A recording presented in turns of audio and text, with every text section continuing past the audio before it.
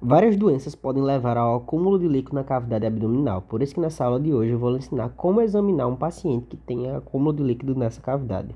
Mas é importante que você saiba desde o início dessa aula que essas manobras são muito mais importantes para quando você estiver desconfiando que um paciente pode ter líquido na cavidade abdominal. Porque se estivermos falando de um paciente que já tem diagnóstico de ascite e, por exemplo, está internado em um hospital, é muito mais interessante que a gente tenha uma rotina de fazer a medição da circunferência abdominal desse paciente e também acompanhar o ganho de peso dia a dia dele.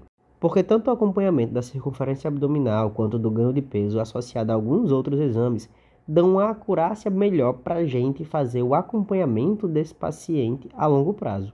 Mas partindo para as manobras, a primeira vai ser o semicírculo de Skåde, em que você vai fazer uma percussão no abdômen do paciente da cicatriz umbilical para as extremidades. Nessa percussão, você vai marcar todas as regiões onde você quer encontrar uma transição sonora de som maciço para som timpânico, ou seja, a transição do som do líquido para o som próprio do abdômen. Ao demarcar essa região, você vai conseguir delimitar e visualizar mais ou menos a altura e o tamanho dessa ascite do seu paciente. É importante que você faça essa percussão em todas as direções do abdômen do seu paciente para conseguir fazer um círculo mais perfeito possível.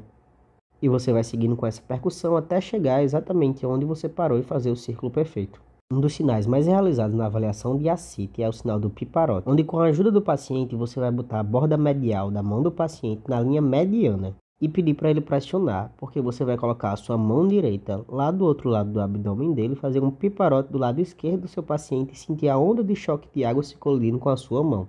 Nesse sinal você vai conseguir perceber o deslocamento da coluna de líquido, mas não vai saber exatamente a quantidade de líquido presente nessa cavidade abdominal. E para finalizar, a gente pode avaliar a MACE 6 móvel, que como o próprio nome já diz, é uma MACE 6, um som maciço, que se desloca de acordo com o decúbito do paciente. Se a gente deitar o paciente em decúbito lateral direito, a gente vai perceber que a camada de líquido fica embaixo e a camada de ar fica em cima. Com isso, a percussão superior é timpânica e a percussão inferior do paciente é maciça.